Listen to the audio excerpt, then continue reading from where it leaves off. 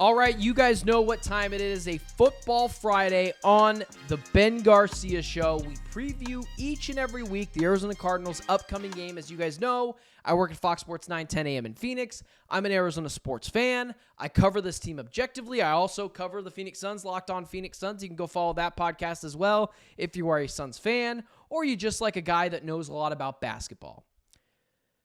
But this week, as we preview the Arizona Cardinals going up against the Chicago Bears, I think there's a lot of which ways, and if you are a Cardinals fan, that you can look at this. There are two ways you can look at this game, just in a very black and white matter.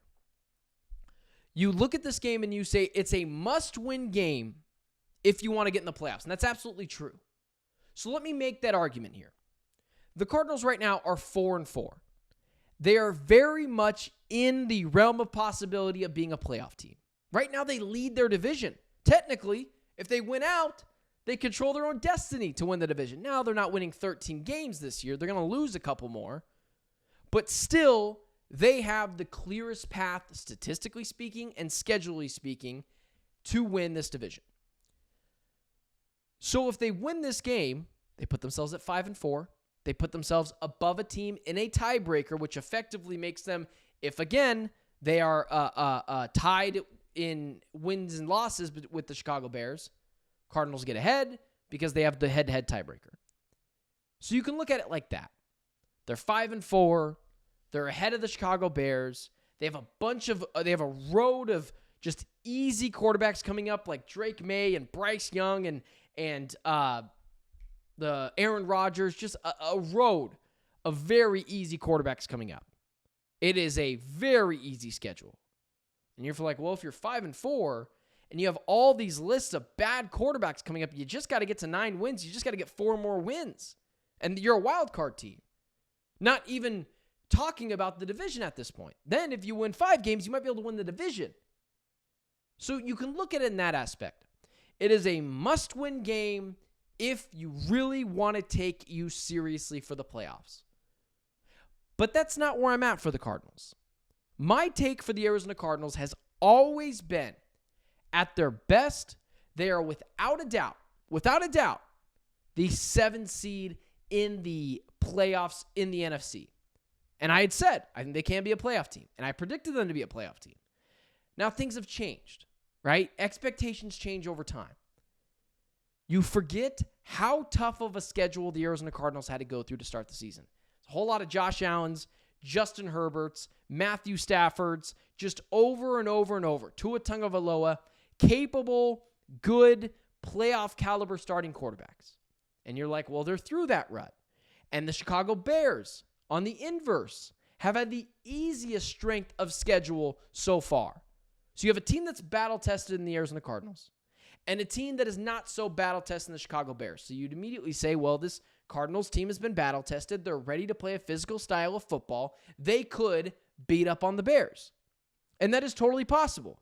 And if they lose, well, you're 4-5, kind of tough. You got to win 5 games. You got to really go on a run. You got to hope the Bears slide down. You don't want to get in a tiebreaker with them. It's just better if you win this game and call this game a must-win for the playoffs and for potentially the division. And then you go to the argument that I'm going to make. The Arizona Cardinals, this is a must-win game if you want to keep our attention. Now listen, I'm an all-time Cardinal fan. I'm going to watch every game. I'm a degenerate. I watch way too much sports. I'm shocked my wife hasn't left me at this point because of how much sports I consume on a night in, night out, day in, day out basis. So you're not going to lose me. But I am not the target demographic. The Arizona Cardinals are trying to target regular fans, the casual fans. That's often used to demean fans, but I don't think it is. It's my job to be the expert. It's your job just to have fun with it. You get information from me. You expect me to know what I'm talking about. This is are you going to be relevant the rest of the season game? That's how I see it. You can lose this game if you're the Cardinals, and it's 35-38, and the defense just can't stop a nosebleed. And if that happens, I'm going to blame Monty Austin for it.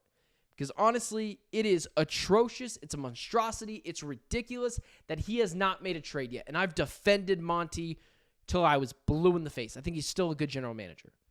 But not giving up a 6th-round pick for Josh Uche was just asininely bad. Not giving up a day 3 pick for Zadarius Smith is just asininely bad.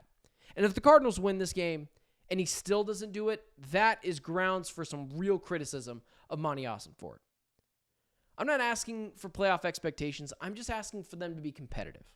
I'm asking for this team to take the next step of relevancy as the Arizona Cardinals' next great football team. Be competitive in this game. It's probably going to be a 60-40 Bears to Cardinals crowd at home. Bears are not going to be rattled. But if the Cardinals can indeed win this game or keep it close, that shows you that they're playing that consistent relevancy style of football. That's how I see this week. I don't see it as a win or a must-win to make the playoffs. I see it as a must-win to stay relevant. Must lose very close in an obvious way of losing because the defense is so poor to stay relevant. Will this team play meaningful football games at the end of November and early December? That's the next step. Now, as to talk about my prediction for this game. I have been trying to tell myself not to take the Arizona Cardinals in this game. It just doesn't feel like a game that they win. But you look at the Chicago Bears. They're coming off an embarrassing game in which was just a lackluster performance. Tyreek Stevenson is not afraid to get in trouble, clearly, so that's why he's goofing around in the back end. Clearly, there's some loose ends in that Bears organization to what I believe is going to lead to Matt Eberflus being fired at the end of the year. But overall, this Bears team was humiliated last week. Teams that are humiliated on a standalone game, a lot of people got that game last week. It was a nationally televised game. The very next week, they usually come out with their hair on fire. That's what I wanted to see with the Cardinals. When they got destroyed by the Commanders, they came out, they beat the 49ers. But a lot of that has to do with coaching. And I know I haven't talked a lot about the players or the schematics of this game because that's not where I think this game is. I don't think this game comes down to Caleb Williams versus Kyler Murray.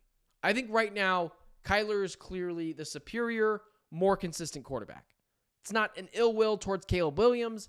He probably gets there, and maybe at some point he surpasses Kyler. But he's like 8 games into his rookie year. It's a learning curve. It's not about those two guys, although people will try to make it about those two guys. This game is about what do you believe in?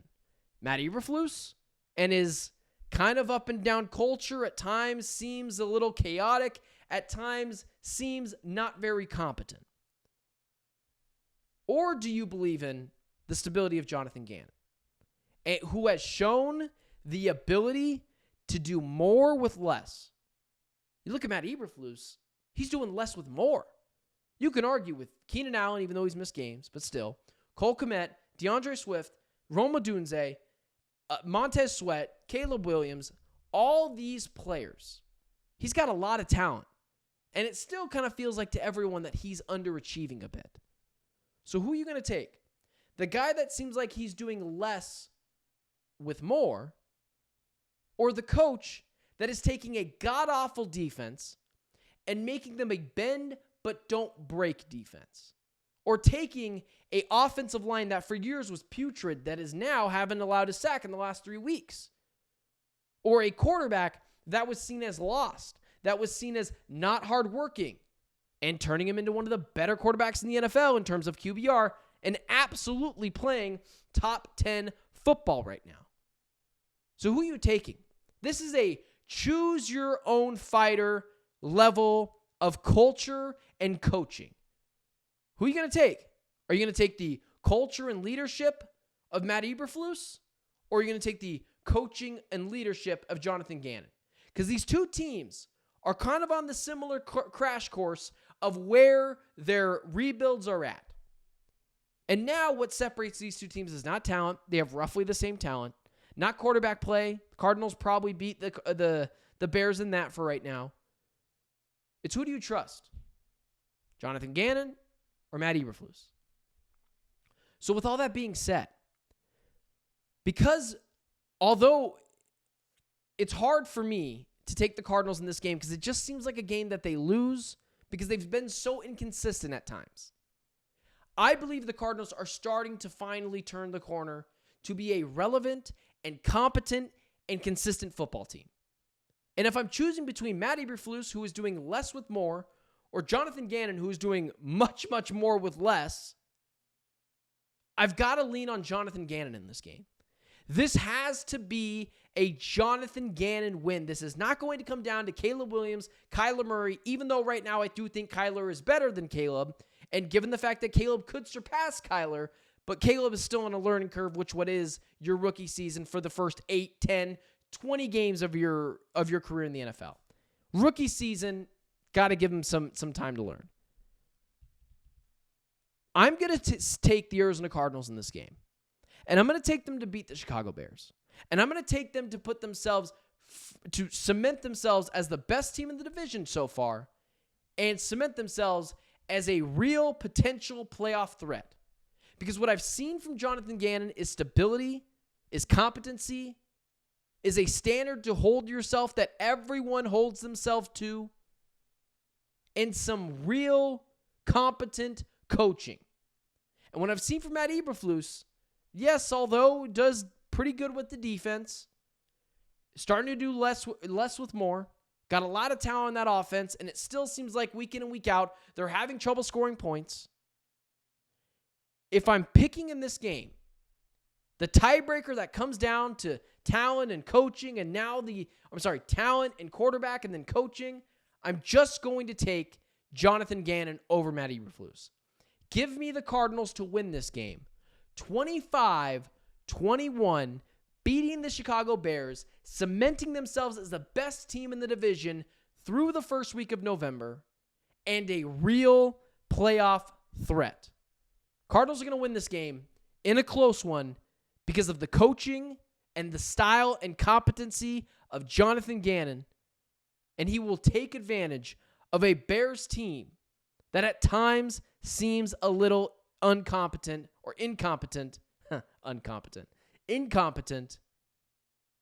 because of their coaching staff.